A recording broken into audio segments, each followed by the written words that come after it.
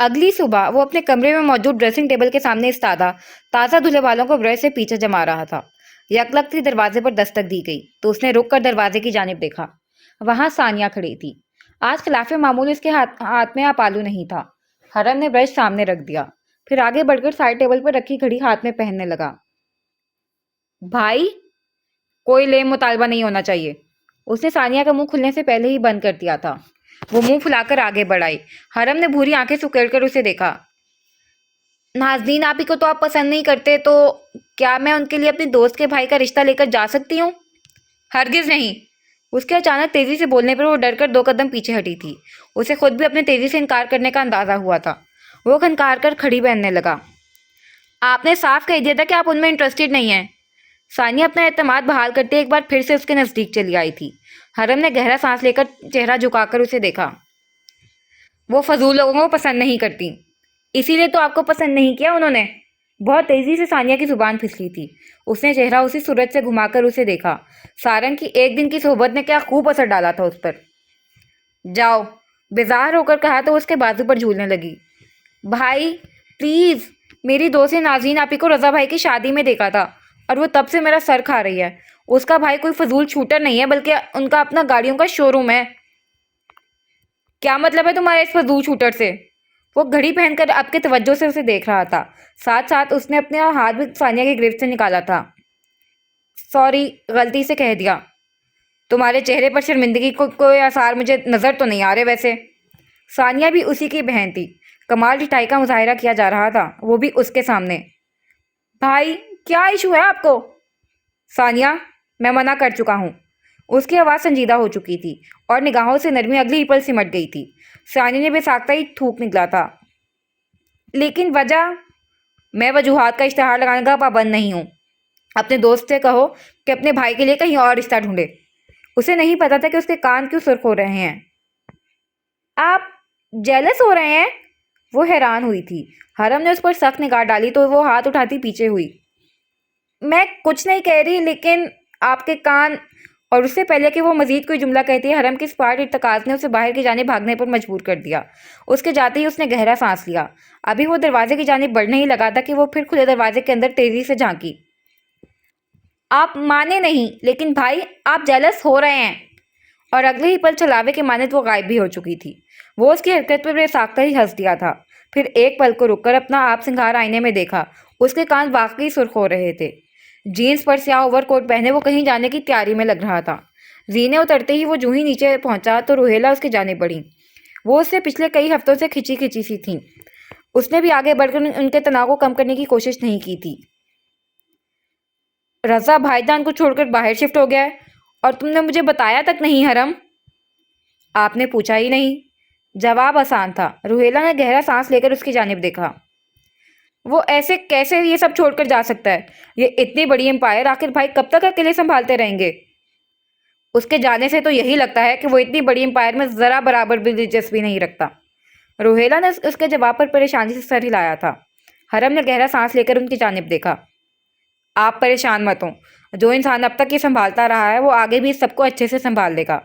آپ بس عدیل کی شادی پر توجہ دیں۔ مہمان بھی اگلے ہفتے سے آنا شروع ہو جائیں گے۔ کیا آپ کی ساری تیاریاں مکمل ہیں جو آپ کسی اور کے لیے پریشان ہونے کا وقت نکال رہی ہیں؟ وہ کسی اور نہیں، میرا بھائی ہے حرم۔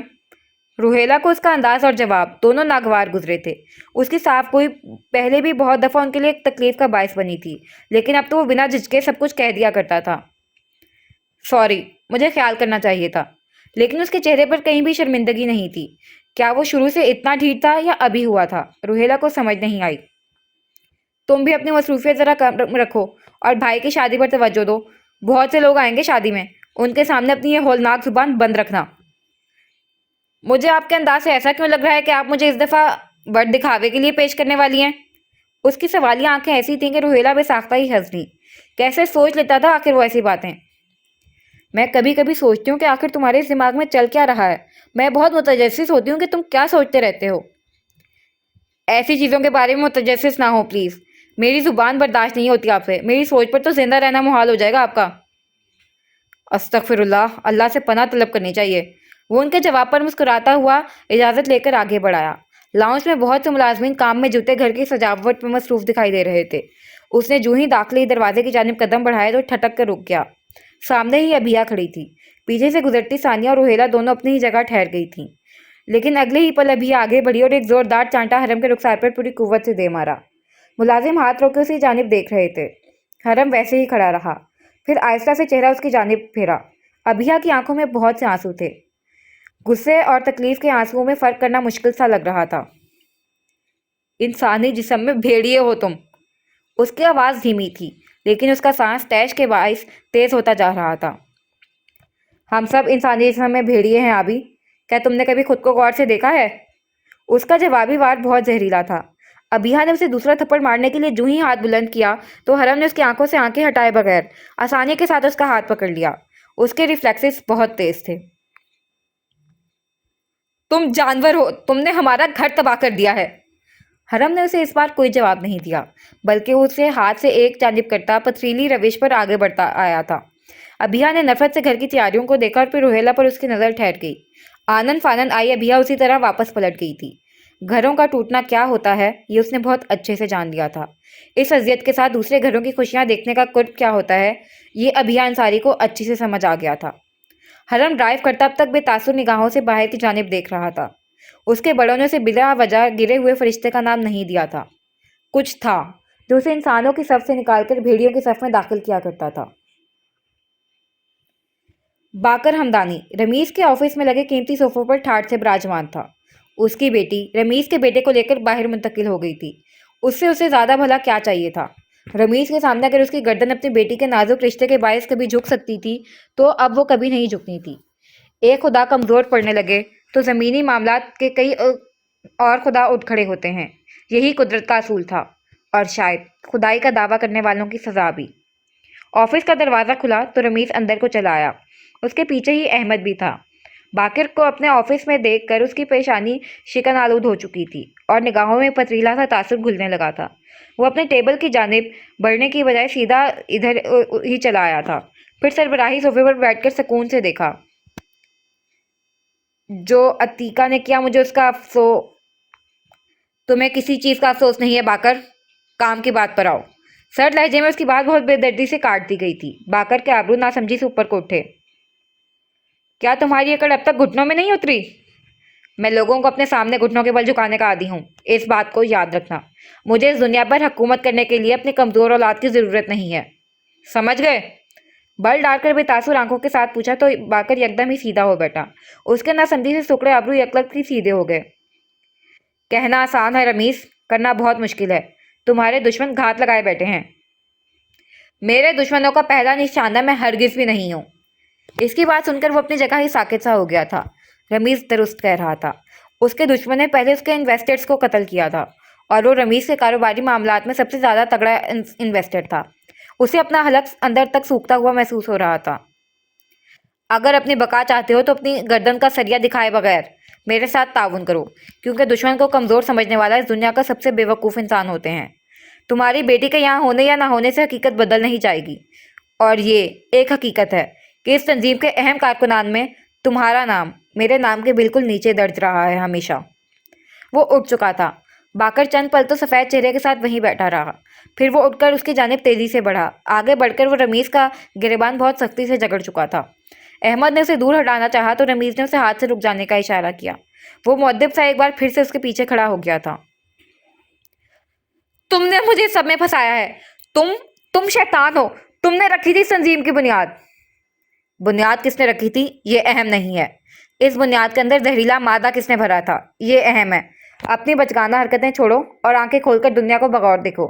صرف 15 دن ہیں تمہارے پاس اپنی حفاظت کا سامان کرنے کے لیے۔ اس میں چاہے خود کی اور اپنے گھرانے کی سیکیورٹی بھراؤ یا انہیں باہر منتقل کرو، لیکن اس پاگل پن سے باہر نکلو اور سنجیدگی سے اس مسئلے کا حل سوچو۔ میں ہمیشہ تم لوگوں کے گند صاف نہیں کر سکتا۔ سختی کے ساتھ چبا کر کہتے ہوئے اس نے باقر کے ہاتھوں کو زور سے جھٹکا تھا۔ وہ برف بنا اپنی جگہ پر کھڑا رہا۔ رمیز نے اپنی گردن میں بندھی ٹائی کی گرہ نوچ کر ڈھیلی کی تھی۔ اس کی کنپٹی میں پسینہ ابھرا ہوا تھا اور چہرہ سفید محسوس ہو رہا تھا۔ یہ پریس کانفرنس ایک راستہ تھا میرے پاس اپنی اور اپنی انڈسٹری کی حفاظت کرنے کا، لیکن اس سب کو میڈیا زیادہ دیر تک نگاہوں میں نہیں رکھ سکتا۔ لوگ جلد ہی اس واقعے کو بھول جائیں گے اور ہم سب ایک بار پھر سے نشانے پر آ جائیں گے۔ یہ کہتے ہوئے اس نے ایک کڑوی نگاہ احمد پر ڈالی تو اس کی آنکھیں نہ سمجھی سے سکڑیں۔ کچھ تھا جو اسے رمیز کی جانب سے غیر آرام دہ کر رہا تھا۔ اسی لیے اس قاتل کے نشانے پر آنے سے پہلے خود کو ہوش دلاؤ اور مجھے الزام دینا بند کرو۔ آگے بڑھ کر وہ کرسی کھینچ بیٹھا تھا، پھر پیشانی کو مسلنے لگا۔ احمد نے بہت عرصے بعد رمیز کو اتنا بے سکون دیکھا تھا، اور کہیں اندر بے سکون تو وہ خود بھی تھا۔ باقر ہمدانی تیزی سے پلٹ کر جا چکا تھا۔ اسے حالات کی سنگینی کا اندازہ شاید اب ہو رہا تھا۔ رمیز نے اسمارٹ فون پر چند نمبر ڈائل کیے اور پھر دور جاتی گھنٹی کو سنے گیا۔ کچھ پل بعد وہ خاصا سنبھلا ہوا لگ رہا تھا۔ اب وہ آگے ہوا چمکتے ٹیبل میں اپنا عکس دیکھ رہا تھا، فون پر کسی سے بات کر رہا تھا۔ آفتاب، ناظرین کو ٹرمینیٹ کر دو۔ اس کی بات سن کر احمد نے چونکتے ہوئے چہرہ اٹھایا۔ اسے سمجھ نہیں آیا کہ آخر رمیز کرنا کیا چاہتا ہے، اور اس کا ایسا ٹرمینیشن لیٹر نکالنا کہ اسے دوبارہ کہیں جاب نہ مل سکے۔ وہ میرا مسئلہ نہیں ہے کہ تم اسے کیا کہہ کر نکالتے ہو، مجھے وہ بے روزگار چاہیے۔ اس نے تیز لہجے میں کہہ کر رکھ دی ہپل فون کان سے ہٹایا تو احمد اس کی جانب بڑھا۔ وہ اب اس کے عین سامنے ٹیبل پر ہاتھ رکھے کھڑا تھا۔ آپ ایسا کیوں کر رہے ہیں سر؟ اتنے جلد بازی درست نہیں۔ رمیز نے سر سی سرخ نگاہیں اس کے چہرے کی جانب پھیری تھیں۔ ان آنکھوں میں زخمی سا تاثر تھا۔ میں بھی دیکھنا چاہتا ہوں کہ میرے مقابلے پر آخر ہے کون۔ میرے اندر کئی سالوں سے قتل کرنے کی خواہش سو چکی تھی احمد، لیکن اب کسی نے آ کر اسے پھر سے جگا دیا ہے۔ یہ اس نے غلط کیا ہے۔ اذیت دینے کی چاہ پڑ جائے تو جانیں لے لیتی ہے۔ میں اب انہیں بتاؤں گا کہ زمینی خدا سے الجھنے کا انجام آخر ہوتا کیا ہے۔ وہ یہ سب کہتے ہوئے احمد کو 18 سال قبل والا رمیز لگ رہا تھا۔ تب بھی وہ اپنے باپ اور بھائی کے خون کا بالکل اسی طرح پیاسا تھا جیسے وہ آج نازنین اور اس کے گھرانے کو نوچ کھانے کے در پر تھا۔ فضا میں گھٹن بہت بڑھ چکی تھی، سانسیں رک گئی تھیں اور وقت کا چکر پیچھے کی طرف گھومنے لگا تھا۔ اگلی صبح فجر کے طلوع ہونے کے ساتھ ہی نازنین کو بہت بوجھل محسوس ہو رہی تھی۔ وجدان اپنے کمرے میں سو رہا تھا کیونکہ اس کے امتحانات ہو چکے تھے۔ اس نے صوفیہ کے ساتھ بیٹھ کر ناشتہ کیا اور پھر یونی کے لیے گھر سے نکل گئی۔ لائبریری میں سارا دن وہ مصروف ہی رہی، لیکن پھر شام کی کلاس لینے کی نوبت ہی نہیں آئی۔ وہ سر آفتاب کے سامنے کانپتے ہاتھوں کے ساتھ اپنا ٹرمینیشن لیٹر لیے کھڑی تھی۔ اس لیٹر میں اسے نکالے جانے کی ایسی وجوہات درج تھیں کہ اسے اپنا سانس تک رکتا ہوا محسوس ہونے لگا۔ اس کے حلق میں بہت سی گرہیں بن گئیں اور نگاہیں دھندلا رہی تھیں۔ آپ سر میرے ساتھ ایسا کیوں کر رہے ہیں؟ اس کی آنکھیں گیلی تھیں لیکن آواز مضبوط رہی۔ وہ الگ بات تھی کہ اندر سے اس کا سارا وجود کپکپاہٹ کا شکار تھا۔ میں مجبور ہوں، مجھے معاف کر دو نازنین۔ اور وہ آفتاب کے ایسے لہجے کو سمجھتی تھی۔ وہ جانتی تھی کہ یہ لیٹر ان سے لکھوایا گیا ہے۔ وہ جانتی تھی کہ ان کے ساتھ زبردستی کی گئی تھی۔ میرا کیا قصور تھا؟ آپ کو میرے لیے لڑنا چاہیے تھا۔ وہ ان پر چلائی تو سر آفتاب نے اپنا جھکا سر کچھ اور جھکا لیا۔ بات ان کے اختیار سے باہر کی تھی۔ نازنین کی ٹانگیں لرز رہی تھیں۔ اسے سمجھ نہیں آیا کہ مزید کیا کہے۔ آپ جیسے لوگوں کی بزدلی کی وجہ سے مجھ جیسی لڑکیاں زندگی کی دوڑ میں کہیں بہت پیچھے رہ کر دم توڑ جاتی ہیں۔ اللہ آپ سے آپ کے عہدے کا حساب لے گا۔ میں اللہ کو اپنے معاملات پر گواہ بنا کر آپ کو اپنا گناہ گار پیش کروں گی۔ سر آفتاب گھبرا کر اٹھ کھڑے ہوئے تھے، لیکن وہ ان کی بات سنے بغیر ہی آفس سے باہر کی جانب بڑھ گئی تھی۔ اسے رونا نہیں آ رہا تھا، اس کا دماغ جیسے مفلوج ہو کر رہ گیا تھا۔ اسے سمجھ نہیں آیا کہ ایسے حالات میں کیا رد عمل دے۔ اس کے سر پر ساری یونیورسٹی چکرانے لگی تھی۔ گھر، وجدان کی پڑھائی، امی کی دوائیاں، ان کا مہنگا ڈائلائسس، وہ کہاں سے کرے گی؟ وہ کیسے کرے گی؟ شام کے اس پہر درس کا کی راہداری میں طلباء نہ ہونے کے برابر تھے۔ اس کی لرزتی ٹانگوں نے جو ہی اس کا ساتھ دینے سے انکار کیا تو وہ لڑکھڑا گئی۔ وہ جو زندگی کی دوڑ کے لیے ہمیشہ خود کو کھڑا کرتی آئی تھی، اب لڑکھڑا گئی تھی۔ لیکن اس سے پہلے کہ وہ زمین پر آ گرتی، کسی نے اسے ایک بازو سے تیزی کے ساتھ تھام کر سیدھا کھڑا کیا تھا۔ اس نے دھندلی آنکھوں سے اس شخص کا چہرہ دیکھا۔ وہ زاویار تھا، اسے پریشانی سے دیکھتا ہوا۔ آپ ٹھیک ہیں؟ کیا ہوا ہے؟ کہاں سے آ رہی ہیں آپ؟ زاویار نے اسے دونوں ہاتھوں سے مضبوطی کے ساتھ تھامے رکھا۔ وہ اسے جواب دینا چاہتی تھی لیکن اس کے لب ہلنے سے انکاری ہو گئے۔ اس کا سفید پڑتا رنگ زاویار کو بوکھلائے دے رہا تھا۔ میڈم، کیا ہوا ہے؟ سب ٹھیک ہے نا؟ آپ کی طبیعت تو ٹھیک ہے نا؟ اس نے زاویار سے اپنے ہاتھ چھڑائے اور پھر کلاس کی جانب لرزتے قدموں کے ساتھ بڑھنے لگی۔ وہ اس کے پیچھے ہی آیا تھا۔ اس کے طلباء کلاس میں اس کا انتظار کر رہے تھے۔ اس نے آگے بڑھ کر اپنا پرس ٹیبل سے اٹھایا اور پھر سب کو بندک بنا چھوڑ کر باہر چلی آئی۔ زاویار اس کے پیچھے کی جانب دوڑتا ہوا آ رہا تھا۔ اس نے اپنی گاڑی کا دروازہ کھولنے کے لیے کپاتے ہاتھ آگے بڑھائے تو زاویار نے اسے اپنی جانب گھمایا۔ وہ خالی خالی نگاہوں سے اسے تک رہی تھی۔ ہوا کیا ہے؟ کیا کسی نے آپ سے بدتمیزی کی ہے؟ کچھ تو بتائیں، خدا کا واسطہ ہے۔ وہ اسے چپ چاپ دیکھتی رہی، پھر کھوکھلی سی آواز میں بولی، मुझे टर्मिनेट कर दिया गया है। क्या? किस बुनियाद पर? वो बहुत परेशान हो उसका चेहरा तक रहा था। जावेद अंसारी की बेटी होने की बुनियाद पर। हम बिला वजह निकाले जाने पर केस फाइल कर सकते हैं। आप इस तरह से हिम्मत हार कर कहाँ जा रही हैं? मुझ में अब और हिम्मत नहीं है, प्लीज मुझे जाने दो, उसने दुखते हलक के साथ कहा तो जावियार ने नफी में सर हिलाया। मैं आपको कहीं भी जाने नहीं दे रहा, ऐसी हालात में तो हरगिज भी नहीं। चले मेरे साथ, हम जाकर बात करते हैं। कोई फायदा नहीं है, अब कुछ नहीं हो सकता, मुझे जाने दो। उसने अपने दोनों हाथ छुड़ाए तो जावियार ने उसके हाथ से चाबी ले ली। अच्छा ठीक है, मैं ड्राइव करता हूँ, आपकी तबीयत ठीक नहीं लग रही मुझे। वो इसकी अगली बात सुनने बगैर घूमकर ड्राइविंग सीट की जानिब बढ़ गया था। नाज़नीन में उसे मना करने की हिम्मत नहीं थी, इसीलिए चुपचाप अंदर बैठी। उसकी आंखें खुश्क थीं और चेहरा हद दर्जा सफ़ेद पड़ रहा था। जावियार बार बार उस पर निगाहें डाल रहा था। घर के बाहर पहुंचकर भी वो दोनों गाड़ी में ही बैठे रहे। मगरिब की अजानें दूर दूर से सुनाई देने लगी थीं और हर सू नीला सा अंधेरा फैला हुआ था। किसने टर्मिनेट किया है आपको? कुछ देर बाद उसने पूछा तो नाज़नीन ने उसकी जानिब देखा। इस सब का कोई फायदा नहीं है जावियार, मैं ऐसे चुप करके नहीं बैठ सकता। आप मुझे बताएं तो क्या बताऊं तुम्हें? ये कि मुझे बगैर किसी वजह के अपने ही घराने के फर्द ने बेरोजगार कर दिया है, या फिर ये कि मैं शुरू से ही एक कर्ज इंसान रही हूँ। मेरे वजूद का साया हर एक के लिए नहुसत का बायस बना है और अब तक मेरे घर वाले सबका खमियाजा भुगत रहे हैं। यहाँ के तुम और हरम तक मेरी नहुसत से नहीं बच सके। मैं तुम्हें, उसे और इस दर्द तक को नुकसान पहुंचाने की वजह बनती रही हूँ। मैं हर एक के लिए तकलीफ और अजियत हूँ। क्या यही सब सुनना चाहते हो तुम? उसके अंदर जैसे कोई लावा सा पक रहा था। बुलंद आवाज के साथ बोलकर अब वो गहरे गहरे सांस ले रही थी। महीना खत्म होने को आया था और उसके पास घर चलाने के लिए पैसे तक नहीं थे। उसे अपनी बेबसी पर रोना भी आ रहा था और गुस्सा भी। जावियार हैरान था उसे देखता रहा। वो अब डैशबोर्ड पर सर रख के खुद को नॉर्मल करने की कोशिश कर रही थी। आप कर्ज नहीं है मैडम, ये किसने कहा है आपसे? उसे इसकी सारी बातों में बस यही बात बहुत गिरा घुस रही थी। वो जो लोगों के जख्मों पर परेशान होकर उसे मुंतबिल करने का सामान किया करती थी, वो आखिर कर्ज कैसे हो सकती थी? मैं कर्ज हूँ, प्लीज मुझसे दूर रहो। मैं अपने साथ साथ हर एक को तबाह कर देती हूँ। अगले ही पल वो दरवाजा खोले बाहर निकल आई। जावियार भी उसकी जानिब बढ़ाया, फिर उसके हाथ में चाबी थमाई। कर्ज वो हैं जो आपको ऐसे मकाम तक लाए हैं, आप कभी भी कर्ज नहीं हो सकती। वो नरमी से कहने लगा तो नाज़नीन का दिल किया वहीं रोने लग जाए।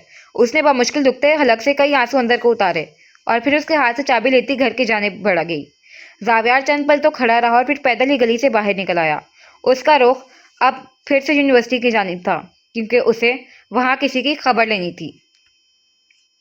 अगले कई दिनों तक वो अपने फाइल्स मुख्तलिफ दरगाहों में लिए जॉब की मुंतज़िर रही। मुसलसल कई दिनों की नाकाम जिदोजहद ने थकन को इसके वजूद का अटल हिस्सा बना दिया था। उसे हर जगह इनकार का सामना करना पड़ा। वो जैसे बरसों की थकन का शिकार हो गई। रुहेला सोफिया को ज़बरदस्ती अपने साथ घर ले गई थी। अदील की शादी अगले हफ्ते थी, इसलिए बतौर मेहमान वो इन्हें अपने साथ ले जाना चाहती थी। नाज़नीन ने भी इनकार नहीं किया। उसकी अपनी परेशानियां बहुत थीं। वजदान एंट्री टेस्ट की तैयारी में जुट गया था और वो इसे अपने जॉब को बताकर परेशान नहीं करना चाहती थी। एक शाम वो अपने बिस्तर पर दराज थी जब उसका फ़ोन बजा। रॉन्ग नंबर होने के बायस उसने फ़ोन कान से लगाया, लेकिन कुछ कहा नहीं। वो मोहतात थी और शायद कहीं अंदर वो उस फ़ोन का इंतज़ार भी कर रही थी। कैसी हो मेरी भतीजी, और कैसा लगा तुम्हें मेरा तोहफा? वो मकरू आवाज़ बिलाशुबा रमीज़ की ही थी। उसने गहरा सांस लेकर बेसाख्ता ही अपनी कमीज़ का दामन मुट्ठी में जकड़ा था। ये सब करके तुम्हें क्या मिलेगा? उसकी आवाज़ खुरदरी थी, खराश ज़दा, जैसे हलक में कई कांटे एक साथ ही उग आए हों। रमीज़ उसके इस्तेफ़सार पर दूसरी जानिब हंस पड़ा था। लुत्फ़! उसके एक लफ्ज़ी जवाब सुनकर नाज़रीन के तन बदन में गोया आग लग गई। उसका तनफ़ुस तैश के बायस तेज़ हो गया था और आंखें शिद्दत ज़ब्त से सुर्ख पड़ने लगी थीं। खुदा तुम पर कहर नाजिल करे रमीज़, खुदा तुम्हें जहन्नुम वासिल करे। इसकी आवाज़ बद्दुआ देने पर कँपा रही थी। वो जैसे गहरा सांस लेता सीधा हो बैठा। तुम किस खुदा से मुतालबा कर रही हो? यहाँ का खुदा मैं हूँ। तुम यहाँ के शैतान हो। उसने अगले ही पल फोन कान से हटा लिया था। गहरे गहरे सांस लेती वो अपने बिस्तर पर उठ बैठी। स्पीकर से रमेश की मकरूह हंसी अब तक सुनाई दे रही थी। उसने दोनों कानों पर हाथ रख लिए। वो जैसे पागल होने लगी थी। कुछ पल बाद राब्ता मुनक़ता हुआ तो अपने कमरे से उठाई। उसे अपने ही घर में डर लग रहा था। वजदान के कमरे का दरवाजा जूं ही धकेला तो दिल धक से रह गया। वहां कोई भी मौजूद नहीं था। उसे अगले ही पल याद आया कि वो तो अपने दोस्त के साथ ग्रुप स्टडी करने गया था اور وہ اسے آگاہ کر کے گیا تھا لیکن اسے بھول گیا۔ وہ تھکے قدموں کے ساتھ اپنے کمرے میں چلی آئی اور پھر دروازہ ٹھیک سے بند کیا۔ ڈور نوب کو گھما کر کئی دفعہ دیکھا لیکن وہ لاک تھا۔ وہ اپنے بستر پر چلی آئی۔ ٹھنڈ ہونے کے باعث ہر جانب خاموشی تھی اور عشاء باسی ہو چکی تھی۔ ابھی وہ اپنے بستر پر دراز ہونے ہی لگی تھی کہ اسے کمرے کے باہر قدموں کی چاپ کا احساس ہوا۔ خاموش قدم اور مدھم سرگوشیاں۔ اس کا اوپر کا سانس اوپر اور نیچے کا نیچے رہ گیا تھا۔ رنگ ایک ہی پل میں نچڑ گیا تھا اور وہ سانس روکے دبے قدموں اپنے بستر سے اٹھ کر دروازے تک چلی آئی تھی۔ شاید وجدان ہو، اس نے اپنے دل کو تسلی دینی چاہیے، لیکن اگلے ہی پل ڈور نوب تیزی کے ساتھ گھومنے لگا۔ وہ 2 قدم خوفزدہ ہو کر پیچھے ہٹی تھی۔ دروازہ اب بری طرح دھڑدھڑایا جا رہا تھا۔ وہ جلدی سے بیڈ پر رکھے فون کی جانب پلٹی۔ اس کی کپاتی انگلیاں کام کرنے سے انکاری ہو گئیں اور حلق کہیں اندر تک سوکھ گیا تھا۔ اس کا جسم چند ہی لمحات میں پسینے سے بھیگ چکا تھا۔ حرم، میرے گھر میں کوئی موجود ہے؟ اس نے درستی آواز کے ساتھ وہ مشکل اپنا جملہ پورا کیا تو دوسری جانب مہمانوں کے ساتھ کھڑا حرم لمحے کے 1000ویں حصے میں بری طرح چونکا۔ عدیل کی شادی میں 1 ہفتہ تھا اور ایسے گیٹ ٹوگیدر رکھنا اب روہیلا کا معمول بن چکا تھا۔ اس نے مہمان کی بات کا کوئی جواب دیے بغیر بھاگتے ہوئے لان عبور کیا۔ سفید شلوار قمیص پر سیاہ شال کندھے پر ڈالے وہ اپنے مخصوص حلیے سے خاصا مختلف لگ رہا تھا۔ میری بات سنیں، اپنے کمرے میں ہیں آپ؟ دروازہ لاک ہے؟ اس نے پوچھا تو ناظرین کی جانب سے خوفزدہ سا ہاں موصول ہوا۔ وہ اسے بہت ڈری ہوئی لگ رہی تھی۔ آپ کے کمرے میں کوئی الماری وغیرہ ہے؟ اگر ہے تو اس میں خود کو بند کر لیں، میں آ رہا ہوں۔ اس کی بات سن کر ناظرین نے جلدی سے پلٹ کر الماری کا دروازہ کھولا اور پھر خوفزدہ نگاہوں سے دروازے کی جانب دیکھتی وہ اندر کو چھپ گئی۔ ڈور نوب شدت سے گھمانے کے باعث لگتا تھا کسی بھی لمحے ٹوٹ جائے گا اور باہر جو کوئی بھی افریت تھا وہ کمرے میں داخل ہو جائے گا۔ اسے سانس نہیں آ رہا تھا اور پسینے کے باعث سارا جسم بھیگ چکا تھا۔ الماری کا دروازہ بند نہیں ہو رہا تھا اور وہ روتی ہوئی ایک ہاتھ سے اسے سختی کے ساتھ پکڑے کھڑی تھی۔ فون مت کاٹیں، سب ٹھیک ہے، میں آ رہا ہوں۔ آپ کھڑی ہیں تو بیٹھ جائیں۔ سانس لیں، آپ سانس نہیں لے رہی ہیں۔ حرم اسے مسلسل رابطے میں تھا۔ وہ واقعی اس کی بات سن کر بیٹھ گئی تھی۔ اس کی ٹانگیں اس کا وجود کا بوجھ سہارنے سے انکاری ہو گئی تھیں۔ اسے لگا کہ وہ وہیں بیٹھی بیٹھی خوف سے مر جائے گی۔ 18 سال قبل بھی کوئی اسی طرح اس کے کمرے میں داخل ہو کر اسے توڑ گیا تھا۔ وہ 18 سال بعد اس سب کا صدمہ برداشت نہیں کر پائے گی۔ وہ اس بار سچ میں مر جائے گی۔ میں آ رہا ہوں۔ وہ اتنی تیزی سے گاڑی ڈرائیو کر رہا تھا کہ آس پاس سے گزرتی گاڑیوں سے لوگ نکل کر اسے گالیاں دینے لگے۔ وہ سڑک کا نظام درہم برہم کر گیا تھا۔ اس کی کن پٹی پر اس ٹھنڈ میں بھی پسینہ ابھرا ہوا تھا لیکن اس نے خود کو سنبھالا ہوا تھا۔ نازنین، نازنین، اس نے اسے پکارا لیکن اسے جواب نہیں دے پائی۔ کمرے کا دروازہ شدت کے باعث ٹوٹ کر اڑتا ہوا دیوار سے جا لگا تھا۔ اس کے ہاتھ سے موبائل چھوٹ کر نیچے گرا لیکن الماری میں رکھے کپڑوں کی وجہ سے اس کے گرنے کی آواز نہیں ابھری تھی۔ وہ بری طرح کپکپاتے ایک ہاتھ سے الماری کا دروازہ پکڑے دوسرے ہاتھ سے اپنے لبوں کو سختی سے دبائے ہوئے تھی۔ اس کی چیخ کسی بھی پل ابھر سکتی تھی۔ وہ 2 لوگ تھے جو سر سے پیر تک سیاہ جینز اور جیکٹ میں ملبوس تھے۔ ان کے چہروں پر ماسک چڑھے تھے اسی لیے ناظرین انہیں پہچان نہیں پائی۔ الماری کے دروازے کی جھری سے آنکھتے ہوئے وہ سانس روکے بیٹھی تھی۔ ذرا سی غفلت بہت بھاری پڑ سکتی تھی اسے۔ ان کے ہاتھوں میں تیز دھار تھرے تھے اور ان کی چمک نے ناظرین کا وجود کسی گلیشیئر میں تبدیل کر دیا تھا۔ حرم نے کال منتقل نہیں کی۔ وہ اسی تیزی کے ساتھ کار موڑتا ہوا بس کسی طرح ناظرین تک پہنچنا چاہتا تھا۔ وہ کمرے میں ہر جانب دیکھ کر باہر کی جانب بڑھ گئے تھے۔ ناظرین سانس روک کے اب تک بیٹھی ہوئی تھی۔ کئی لمحات کے لیے سارا گھر سنسان پڑا رہا تھا۔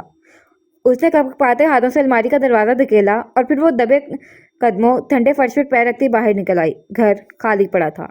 اس نے تھوک نگلا اور آگے بڑھائی۔ کمرے کی ابتر حالت ہو چکی تھی لیکن وہ اس جانب متوجہ نہیں تھی۔ اس نے جو ہی کمرے سے باہر قدم رکھا تو اسے کسی نے گردن سے دبوچا۔ وہ یکدم زور سے چلائی۔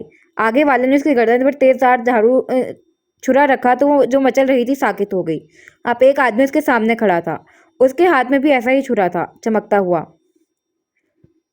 نہیں، نہیں، مجھے چھوڑ دو، اللہ کا واسطہ مجھے چھوڑ دو، چھوڑو مجھے۔ وہ اس کی مضبوط گرفت میں ایک بار پھر سے مچلنے لگی تھی۔ اس کی چیخیں آسمان چھو رہی تھیں۔ محلے کے بہت سے لوگ اپنے گھروں سے نکل آئے تھے۔ کئی لوگ دروازہ دھکیل کر اندر بھی داخل ہو گئے لیکن کسی میں ہمت نہیں تھی کہ آگے بڑھ کر حملہ آوروں کا ہاتھ روک سکیں۔ اس نے سامنے موجود انسانوں کو دونوں ہاتھوں سے پوری قوت کے ساتھ دھکیلا تو وہ لمحے بھر کو لڑکھڑا کر پیچھے ہٹا۔ جانے کیسے وہ ان کی گرفت سے چھوٹ کر دور بھاگی تو حملہ آور اس پر اسی تیزی سے جھپٹے۔ اسے دیوار سے لگا کر وہ جو ہی اس کے اندر چھرا گھونپنے کے لیے آگے بڑھا تو ناظرین کی نگاہیں سہم گئیں۔ خون کے کئی قطرے ٹھنڈے فرش پر گرے تھے لیکن وہ اس کا خون نہیں تھا۔ اس کے اور حملہ آور کے درمیان حرم کھڑا تھا۔ اور اس کے ہاتھ میں وہ تیز دھار چھرا اپنی ہتھیلی میں قید کر لیا تھا۔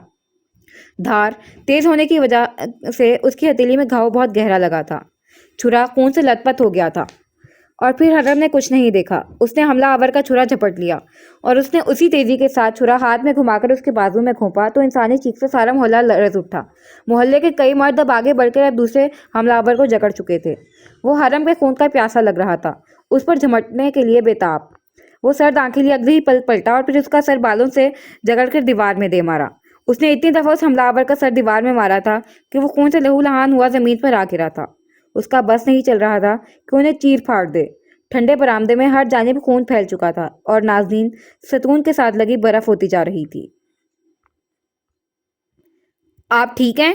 وہ اس تک چلا آیا تھا۔ کئی باہر سے پولیس کے سائرن کی آواز بھی ابھری تھی۔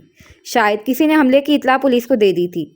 ہر جانب شور ہنگامہ بڑھ چکا تھا اور کئی لوگ اپنے گھروں سے نکل کر کچے صحن والے گھر میں داخل ہو چکے تھے۔ نازنین نے اسے جواب نہیں دیا، وہ بس اس کے سفید لباس پر سرخ خون کے نشان دیکھ رہی تھی۔ پھر اسے آنکھیں اٹھا کر دیکھا۔ کچھ بول کیوں نہیں رہی ہیں آپ؟ وہ پریشان تھا۔ نازنین کا سانس رکا ہوا تھا اور یوں لگتا تھا کہ وہ ساری زندگی اب کبھی سانس نہیں لے پائے گی۔ اس کے ننگے پیروں پر حرم کے ہاتھ سے نکلا خون لگا ہوا تھا۔ حرم نے اسے مزید کچھ نہیں پوچھا بلکہ وہ اسے بہت آہستہ سے خود کے ساتھ لگا چکا تھا۔ نازنین خالی وجود لیے اس کے ساتھ لگی رہی۔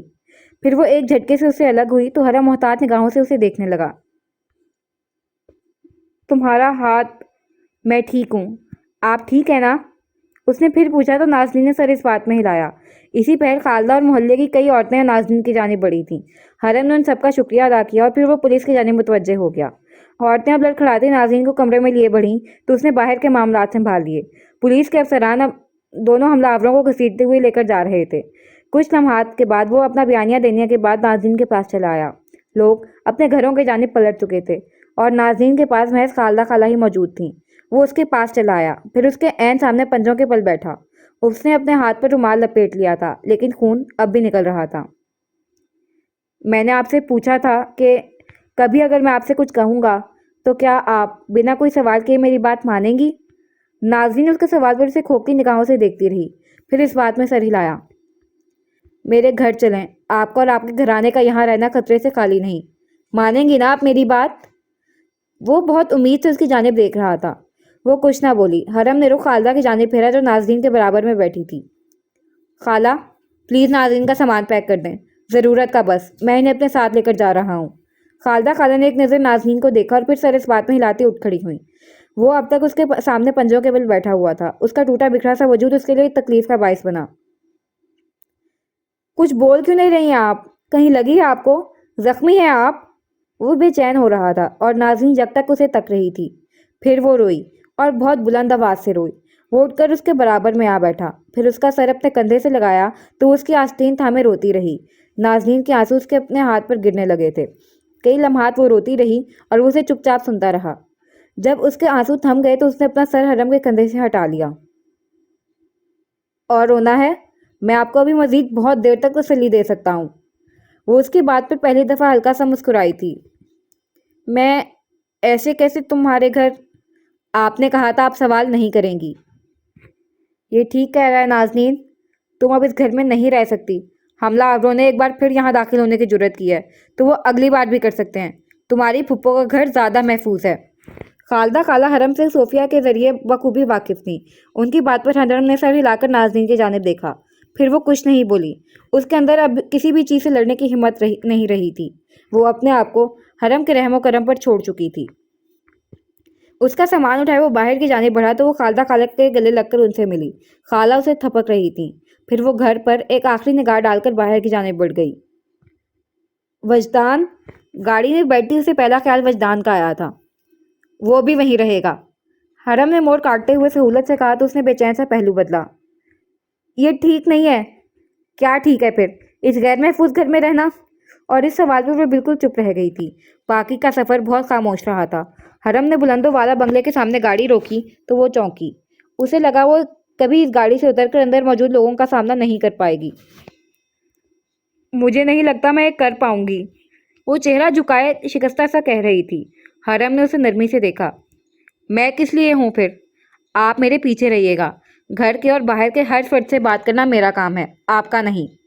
इसी के साथ वो नीचे उतरा, फिर उसकी तरफ का दरवाज़ा खोला तो वो बाहर निकल आई। बमुश्किल हलक से थूक निकलती वो उसके पीछे चल रही थी। वो उसे मेहमानों से भरे घर में लिए दाखिल हुआ तो सबकी निगाहें इन दोनों की तरफ उठी। अंदर इस कदर रोशनियां थी कि नाज़रीन को अपनी आंखें खोलना मुहाल लग रहा था। वो उस रोशनी में लोगों के सामने खड़ी खुद को बहुत कमज़ोर महसूस कर रही थी। रुहेला अगले ही पल उन दोनों की जानिब बढ़ी। सोफिया ने नाज़रीन को देखा तो बुरी तरह चौंकी। लाउंज में हर जानिब सफ़ेद रोशनियों का राज था। वो उसके सामने खड़ा था और नाज़नीन उसके कंधे के पीछे थी। हरम और उसके लिबास पर जा बजा खून के सुर्ख धब्बे लगे थे। हरम की हथेली से तो खून अब तक बह रहा था और उसकी कई बूंदें सफ़ेद टाइल्स पर टप टप गिर रही थीं। लेकिन फिलहाल वो अपने जख्म की जानिब मुतवज्जे नहीं था। वो तो उन सबके हवनक चेहरों की जानिब मुतवज्जे था जहाँ उसके लिए हज़ारों इस्तफसार मौजूद थे। वो महज इस्तफसार नहीं थे, वो एतराज़ात थे और उसे हर एतराज़ का जवाब देना था। ये सब क्या है? तुम कैसे जख्मी हुए? और नाज़नीन यहाँ क्या कर रही है? ये सब क्या हो रहा है? रुहेला ने सबसे पहले सवालात किए तो उसने सर इस बात में हिलाकर उन्हें शांत रहने का इशारा किया। वो उनके किसी सवाल का जवाब दिए बगैर जानने वाला नहीं था। मॉम, नाज़नीन पर हमला हो गया था। मुझे उनका वहाँ रहना ठीक नहीं लगा तो मैं उन्हें अपने साथ ले आया। उसने जवाब जितने स्वभाव से दिया था इतनी तेजी से रुहेला की आंखें फैलीं। वो न समझी से उसके जवाब पर उसे देखने लगीं। सुहेल और सोफिया भी उसी तरफ चले आए थे। सानिया जो अपने दोस्तों के साथ खड़ी थी उड़ी रंगत लिए उसी जानिब आई। ये क्या कह रहे हो तुम? किसने हमला कर दिया? तुम्हें ज्यादा लगी तो नहीं? या खुदा, ये हाथ से इतना खून क्यों बह रहा है? वो हवास बाख्ता हो रही थी। नाज़नीन पर उन्होंने दोबारा कोई निगाह नहीं डाली।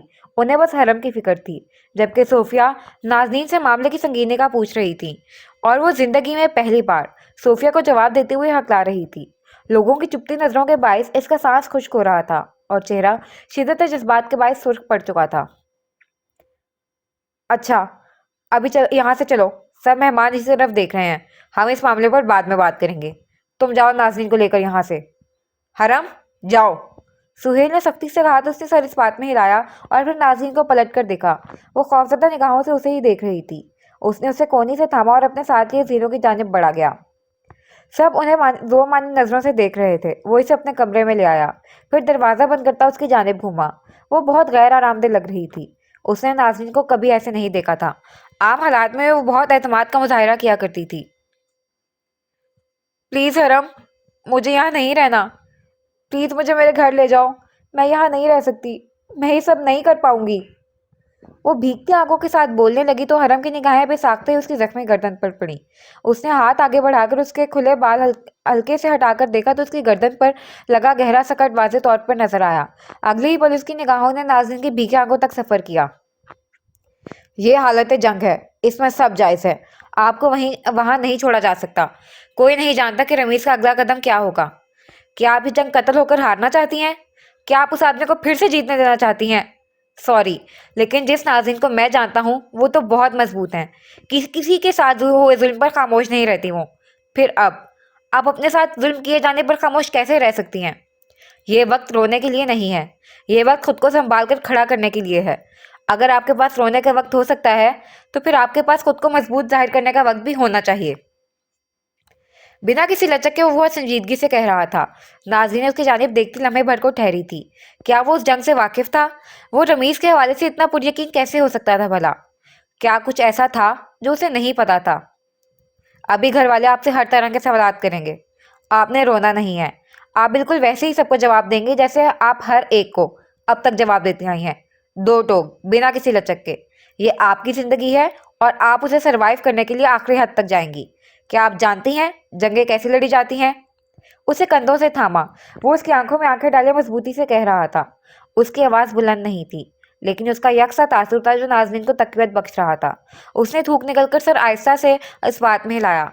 अगर उसे बचाने वाला नहीं थक रहा था तो उसे ही अपने मामले में कुछ गैरत से काम लेना चाहिए था।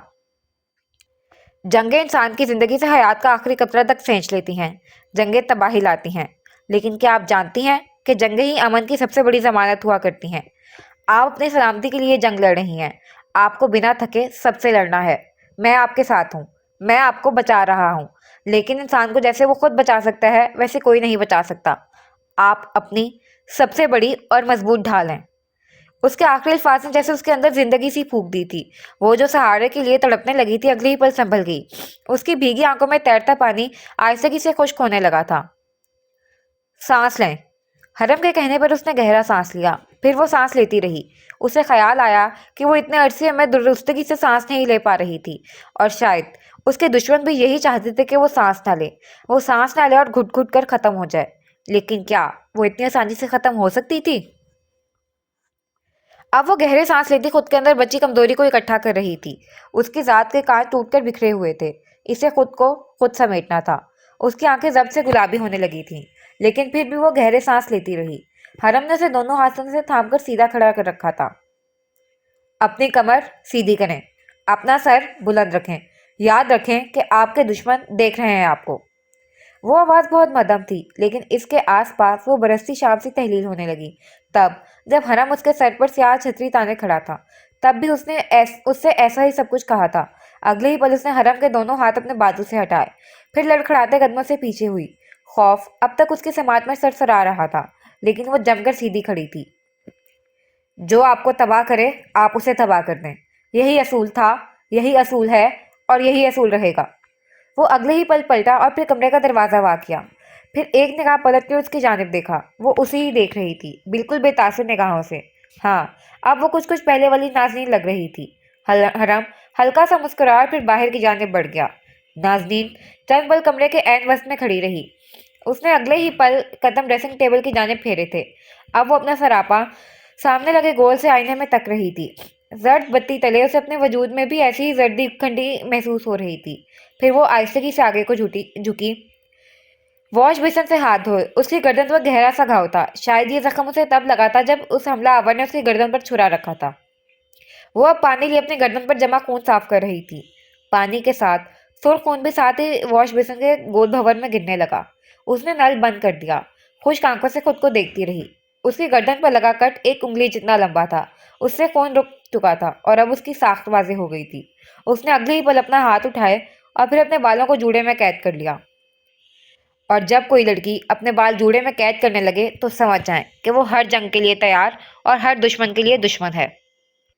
वजदान वापस पलटा तो दीवारों पर लगे खून और उल्टे हुए घर को देखकर कनक रह गया। उसके हाथ से किताबें गिर गई थीं और वो दौड़ता हुआ कच्ची रविश पार करता आगे बढ़ आया। उसने नाज़नीन के कमरे में झांका। यहाँ की हर शय तबाहाली का मुजाहरा कर रही थी। वो भागता हुआ बराबर कमरे में चला आया। उस कमरे का हाल भी पिछले कमरे से कुछ मुख्तलिफ नहीं था। वो एक बार फिर से हवास भागता चेहरा लिए बरामदे में चला आया था। सफ़ेद सफतूनों पर, सफ़ेद टाइल्स पर और यहाँ तक के तख्ते पर बिछी सफ़ेद चादर पर हर जानिब खून के ताज़ा छींटे लगे हुए थे।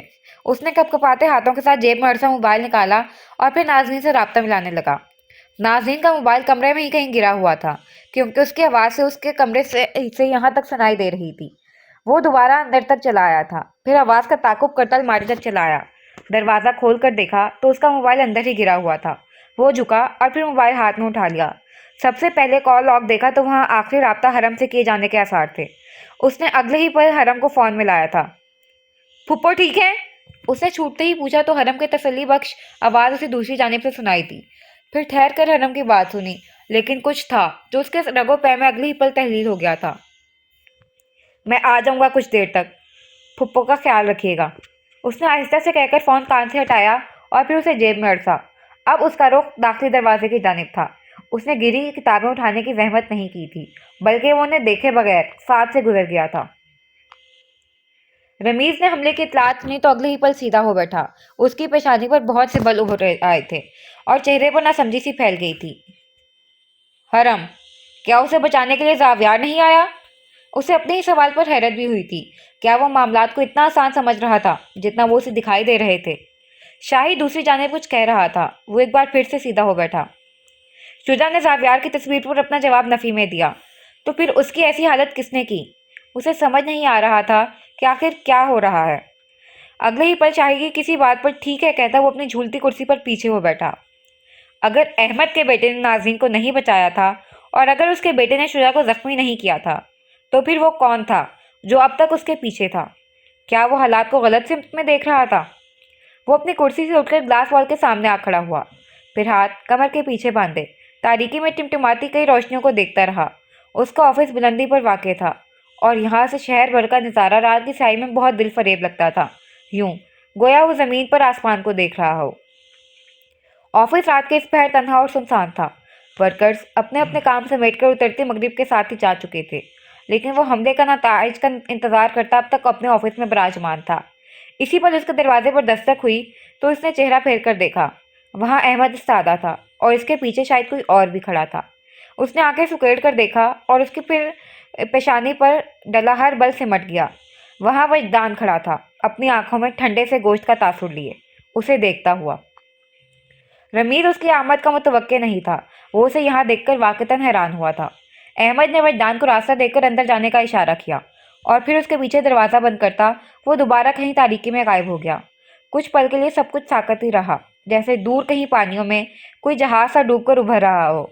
फिर वजदान पास चला आया, कुर्सी पीछे की जानिब खींची और बैठ गया। रमीज उसे मोहतात निगाहों से अपनी बादशाही कुर्सी की जानिब चला आया था। उसके सामने बैठकर वो अपने दोनों हाथों को बाहम मिला चुका था। यहाँ आना तुम्हारे लिए खतरनाक साबित हो सकता था। उसने बात का आगाज किया तो वजदान जो उसे देख रहा था बगैर कोई तासुर दिए सीधा हो बैठा। फुप्पो के साथ क्यों कर रहे हैं आप ऐसे? उसके सवाल पर वो हल्का सा मुस्कुराया। वजदान उसे उसी तरह देखता रहा। उसकी बेखौफ आंखें रमीज को महसूस कर रही थीं। कल तुम्हारा आखिरी पेपर था, कैसा रहा वो? पहले मेरी बात का जवाब दें। आप फुप्पो से और हमारे घराने से क्या चाहते हैं? उसने पिछले अंदाज में अपना सवाल दोहराया तो रमीज ने हंकारा भरा। फिर वो कुर्सी पर आराम से पीछे हो बैठा। तुम्हारी फुप्पो ने कुछ ऐसा देख लिया था जो उसे नहीं देखना चाहिए था। किसी के ऐसे अमाल देखने के बाद जिंदा रहना जुर्म है। ऐसे अमाल करना जुर्म नहीं, बस उसे देखना और इस पर गवाह बन जाना जुर्म है।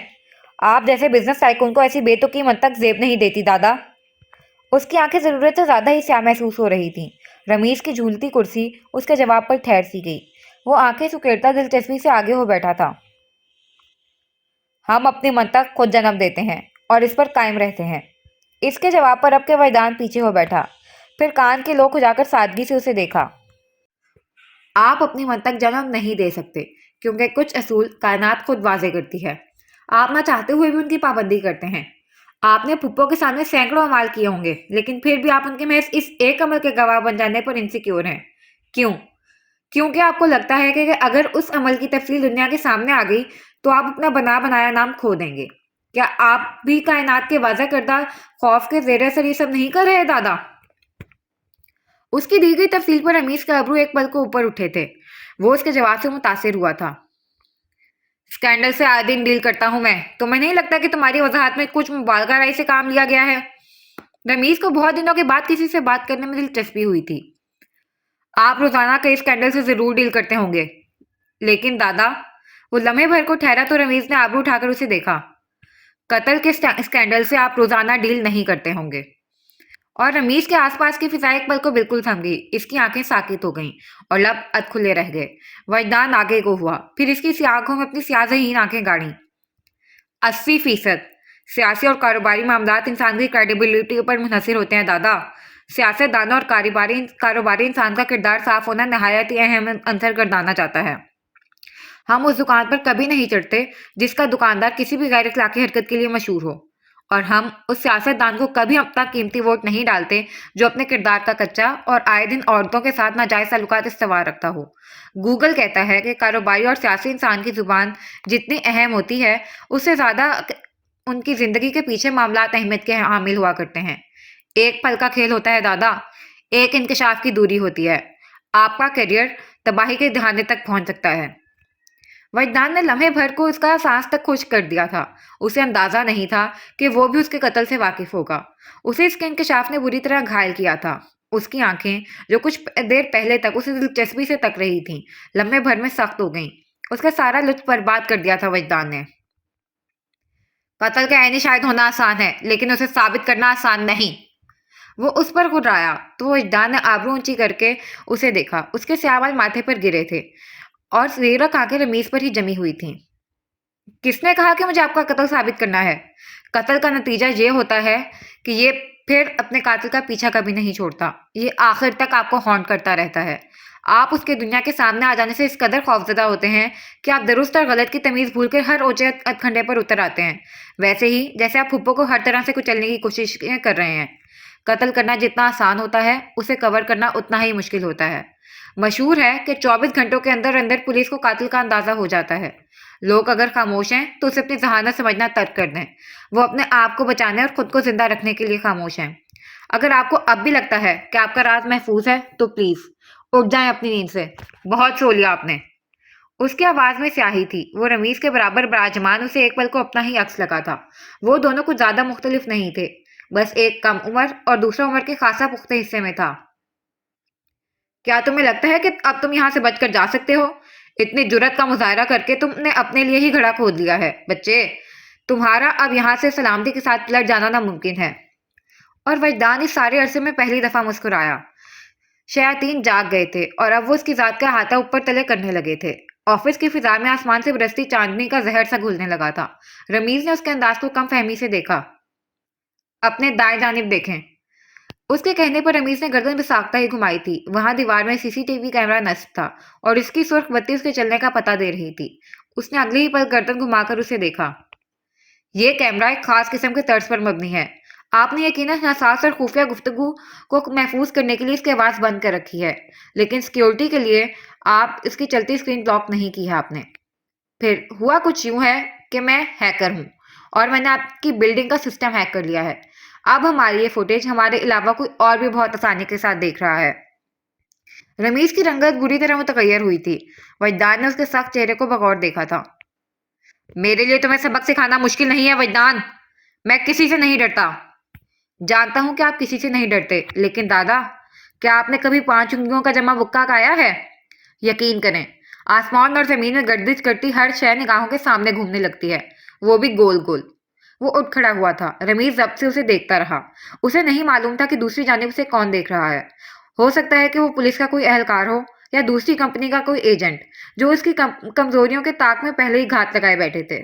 اس نے جبڑے پوری قوت سے بند رکھے تھے اور وہ اسے گردن اٹھائے دیکھ رہا تھا۔ آپ اس وقت مزید کوئی اسکینڈل برداشت نہیں کر سکتے۔ آپ کے 2 انویسٹرز مارے جا چکے ہیں اور اگلے انویسٹر پر آپ دنیا کی نگاہیں لگی ہوئی ہیں۔ آپ مجھے مجبور مت کریں کہ میں آپ کی کہانی کو جھوٹ کی آمیزش کے ساتھ دلکشی بخش کر اسے آپ کے دشمنوں کے حوالے کر دوں۔ اور دشمنوں کی سب سے خوفناک بات جانتے ہیں کیا ہوتی ہے؟ وہ ٹیبل پر ہاتھ رکھا چکا تھا۔ وہ ہر اس کہانی پر یقین کر لیتے ہیں اور اسے دوسروں کے لیے قابل یقین بنا لیتے ہیں۔ آپ کا قتل پھر میں نہیں ثابت کروں گا اور نہ مجھے کرنے کی ضرورت ہے۔ آپ کے کاروباری دشمن یہ سب بنا کسی ٹریگر کے بہت اچھے سے کریں گے۔ میں ٹیکنالوجی کی پیداوار ہوں دادا۔ میرے ہتھیار آپ کے ہتھیاروں سے بہت مختلف ہیں۔ رمیز اسے خاموشی سے دیکھتا رہا۔ اس کے ہاتھ پیر وجدان نے کسی اندیکھی زنجیر سے باندھ دیے تھے۔ اس کی ایک جنبش اسے پتال میں گرا سکتی تھی۔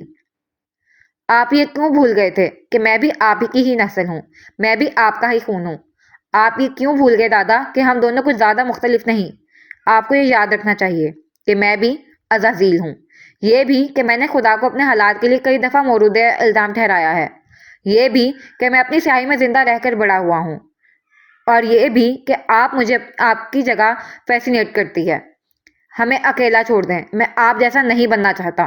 مجھے وجدان رہنے دیں، مجھے مونسٹر بننے پر مجبور مت کریں دادا۔ وہ پلٹا اور باہر کی جانب بڑھ گیا۔ احمد جو دروازے کے باہر استادہ تھا اسے باہر نکلتا دیکھ کر چونکا، لیکن وجدان اسے نظر انداز کرتا آگے بڑھایا تھا۔ پھر وہ طویل راہداری عبور کرنے کے بعد درمیانے کھلے ہال تک چلا آیا۔ داخلی دروازہ پار کرتا وہ مخصوص کار کی جانب بڑھا اور پھر دروازہ کھول کر اندر آ بیٹھا۔ زاویار جو سر پر سیاہ پی کیپ جمائے اندر بیٹھا تھا اس کی جانب متوجہ ہوا۔ وہ کار میں بیٹھتے ہی گہرے گہرے سانس لینے لگا۔ زاویار نے ہاتھ آگے بڑھا کر ڈیش بورڈ پر رکھی پانی کی بوتل اٹھائی اور پھر اسے اس کی جانب بڑھایا۔ وہ ایک ہی سانس میں سارا پانی پی گیا۔ کیا بات ہوئی تمہاری؟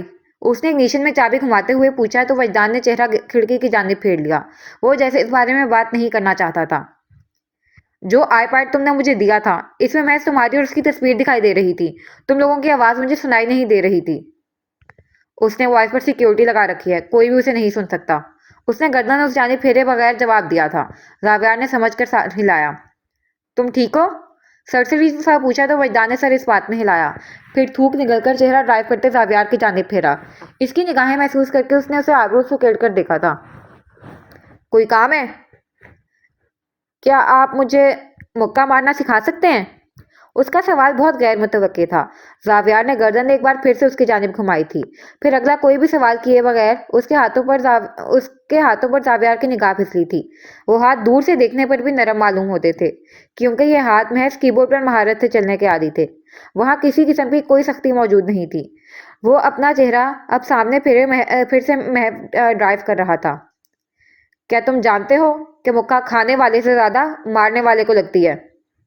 नहीं, उसने कहा तो जावियार ने सर इस बात में हिलाया। ठीक है फिर, मैं तुम्हें मुक्का मारना सिखा सकता हूँ। उसके हामी भरने पर वजदान ने गहरा सांस लेकर चेहरा सामने की जानिब फेर लिया था। जावियार की जानिब से मजीद कोई सवाल नहीं उभरा था। क्या आप पूछेंगे नहीं कि मैं ये क्यों सीखना चाहता हूँ?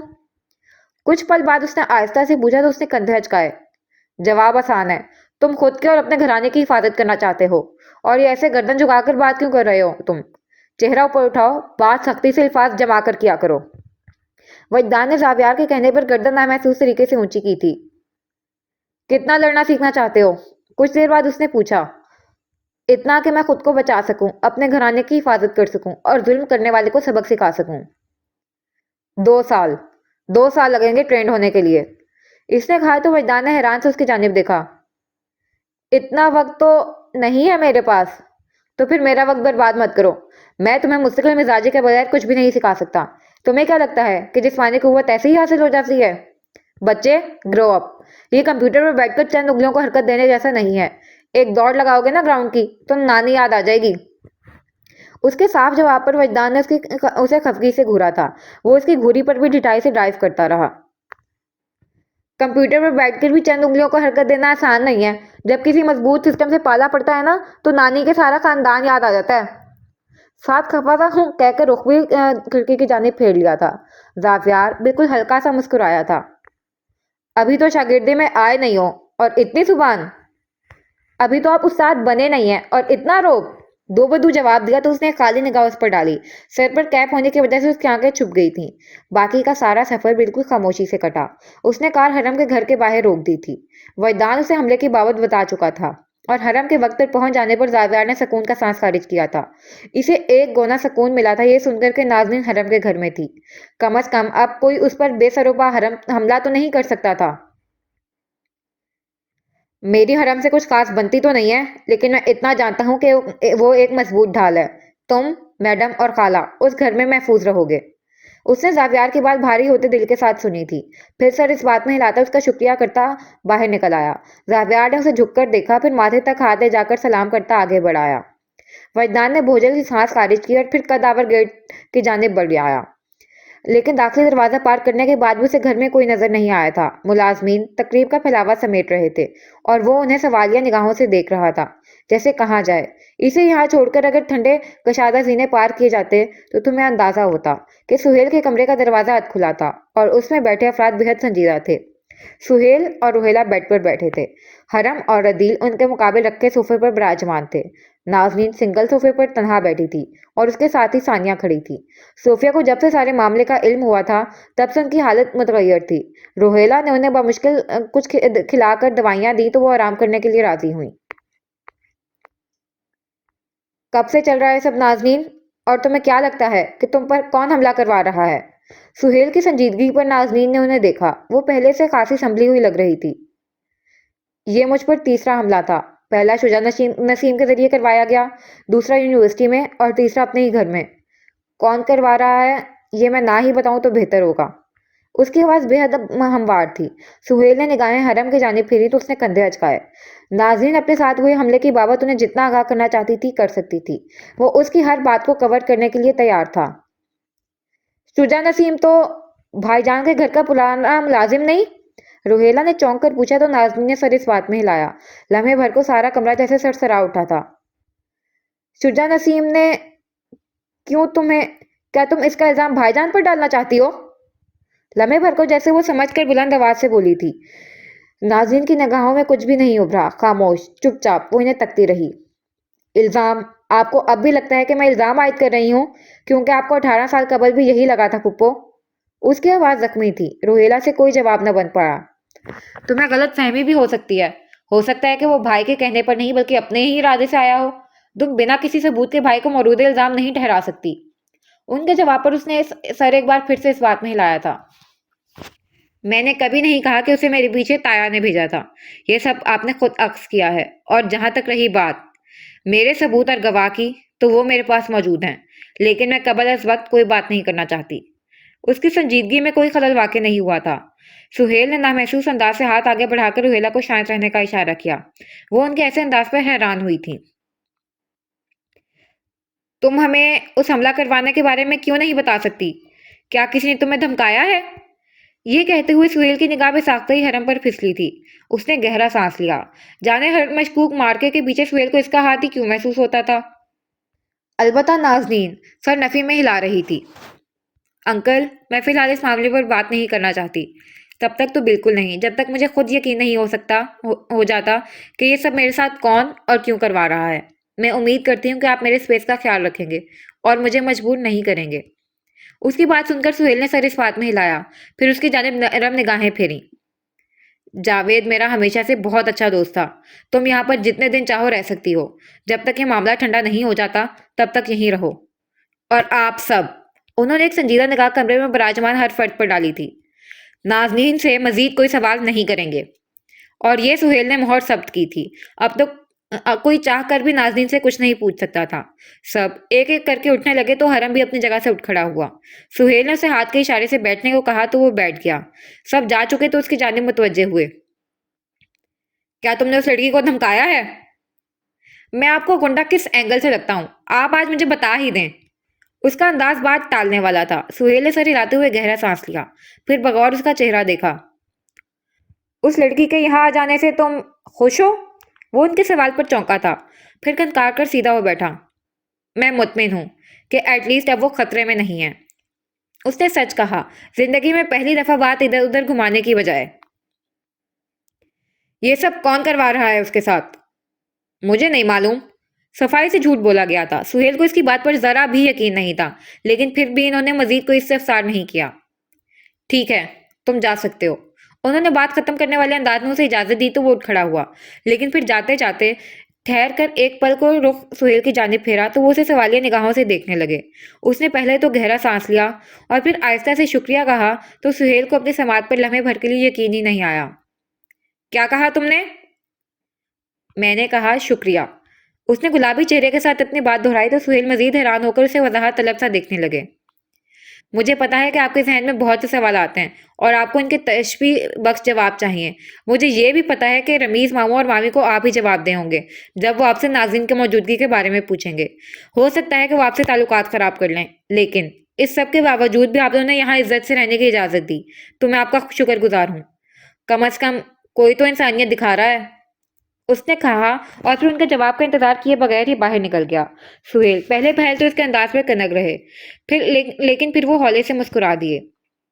حرم کا ایسا لہجہ اور انداز بہت دنوں بعد دیکھا تھا انہوں نے۔ اس کا انداز انہیں بہت بھایا تھا۔ زاویار نے وجدان کو چھوڑنے کے بعد نازنین کے گھر کا رخ کیا تھا۔ چند لمحات کے ڈرائیو کے بعد وہ اس سرخ اینٹوں سے بنے گھر کے سامنے اپنی گاڑی روک رہا تھا، پھر دروازہ دھکیل کر اندر چلا آیا۔ داخلی روش پر ہی بہت سی کتب گری ہوئی تھیں۔ وہ جھکا اور پھر ان کتابوں کو اٹھا لیا۔ گھر کی ابتر حالت کو بغور دیکھتا وہ آگے بڑھایا تھا۔ وہاں گویا کوئی عذاب سا گزر گیا تھا۔ اس نے آگے بڑھ کر کمرے کے ٹوٹے دروازے کی جانب دیکھا تو ایک پل کو گہرا سانس لیا، جانے وہ کتنی خوفزدہ ہوئی ہوگی۔ اس نے کتابیں نازنین کے بیڈ پر رکھیں اور پھر برآمدے میں آ نکلا۔ جب کچھ بھی قابل غور اسے محسوس نہیں ہوا تو وہ برآمدے کے دو زینوں پہ اتر آیا، پھر جینز کی جیب میں اڑسا فون نکال کر نگاہوں کے سامنے کیا۔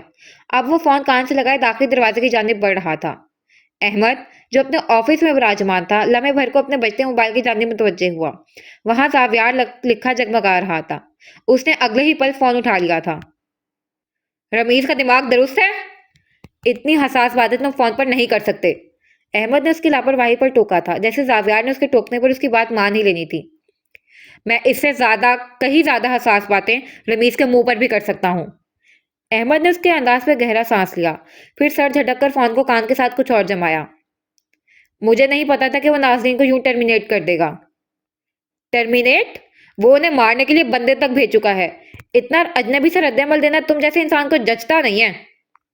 वो लापरवाही से कह रहा था, लेकिन अहमद इसकी बात पर बुरी तरह चौंक कर सीधा हो बैठा। फिर आंखें मुहतात अंदाज में सिकुड़ गईं। उसकी निगाहें अपने ऑफिस के बंद दरवाजे पर जम गई थीं। कौन सा हमला? अच्छा, तो अब वो तुम्हारा गॉडफादर तुमसे भी राज रखने लगा है। मुझे तो लगा था कि तुम उसके खासी करीब और अहम बंदे हो, लेकिन नहीं, तुम भी उसके लिए किसी पपेट से ज्यादा की हैसियत नहीं रखते। उसने कहते के साथ ही थक से फोन रखा तो वो हैरान सा फोन कान से हटा गया। रमीज ने उसे नाज़रीन पर हालिया हमले के बारे में नहीं बताया था। उसने मोबाइल सामने मेज पर डाला और फिर अपनी कुर्सी पर पीछे हो बैठा। उसकी पेशानी पर बहुत से बलों का इजाफा हो गया था और निगाहें बहुत कुछ सोच समझकर अब सख्त सी महसूस हो रही थी। उसे रमीज का अंदाज पहले ही कुछ हद तक खासा मुख्तलिफ महसूस हो रहा था, लेकिन वो नहीं जानता था कि वो अपने मखसूस कामों के लिए इसके अलावा किसी और की जानिब रुख फेरने लगा है। वो अपने ऑफिस से उठाया, एक हाथ में रिवॉल्वर भी थाम रखा था। उसकी पेशानी पर पसीना उभरा हुआ था और वो दाखिली दरवाजा पार करके अपने कार की जानिब बढ़ाया। कुछ था जो हर गुजरते लम्हे में उसकी गर्दन के गिर्द लगे फंदे को कसता जा रहा था। रमीज ने अपने ग्लास वॉल से अहमद को खामोशी के साथ जाते हुए देखा था।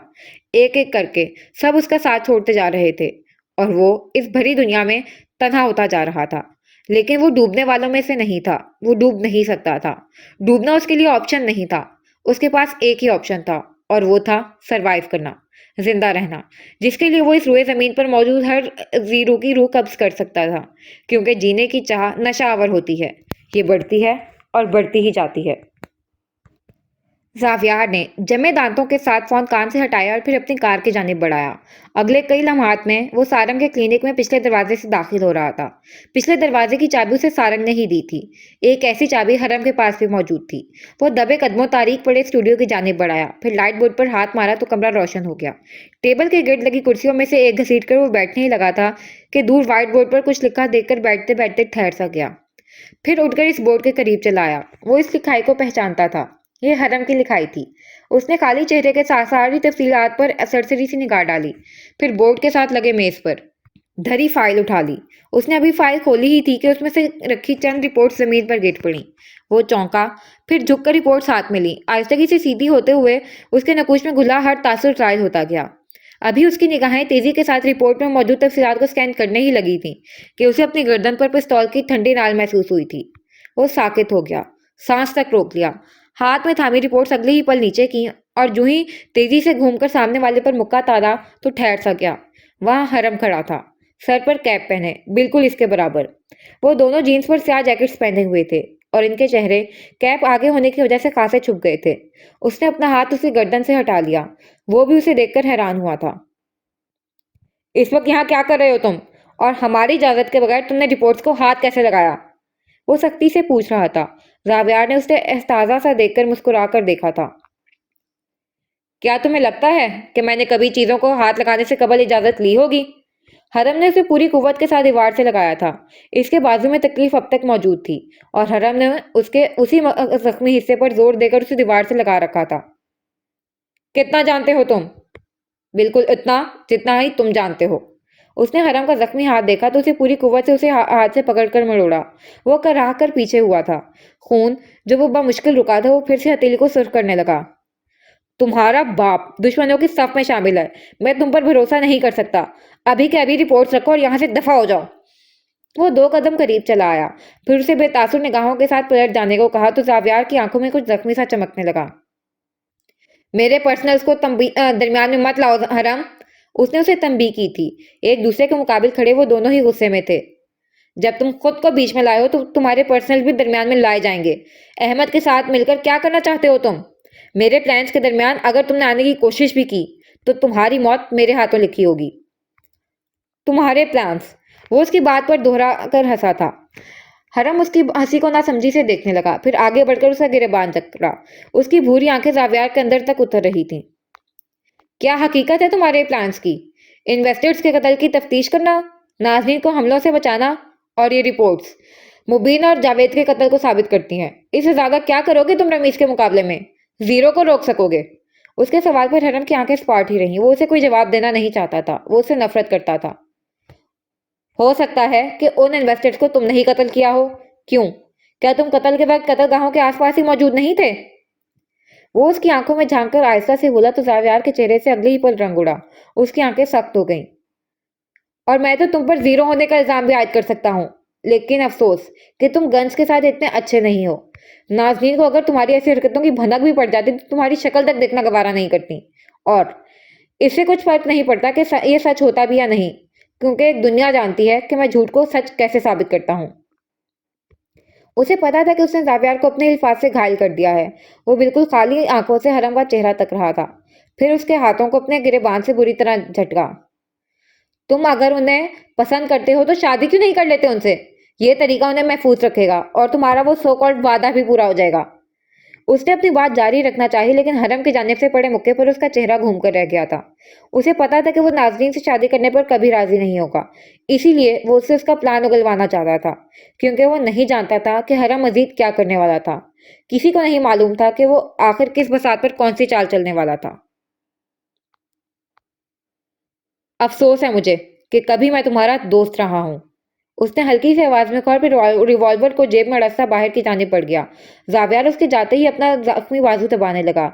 शायद उसका ज़ख्म दबाव की वजह से खुल गया था, क्योंकि इसे अपनी जैकेट की आस्तीन नम सी महसूस हो रही थी। उसने अपना हाथ उठाकर देखा तो वहाँ खून की बारीक सी लकीर दिखाई दी। बाहर हरम ने अपने हाथ पर बंदी पट्टी उतार कर गली में मौजूद डस्टबिन में डाल दी। फिर सड़क के किनारे पंजों के बल बैठ गया। सड़क रात के इस पहर बिल्कुल सुनसान थी। कहर बरसाती रातों में तो वैसे भी किसी इंसानी रात का इदराक नहीं हुआ करता था। वो आहिस्ता से अपनी जगह से उठाया। पीछे जावियार अब तक जमीन पर बिखरी हुई रिपोर्ट्स को तक रहा था।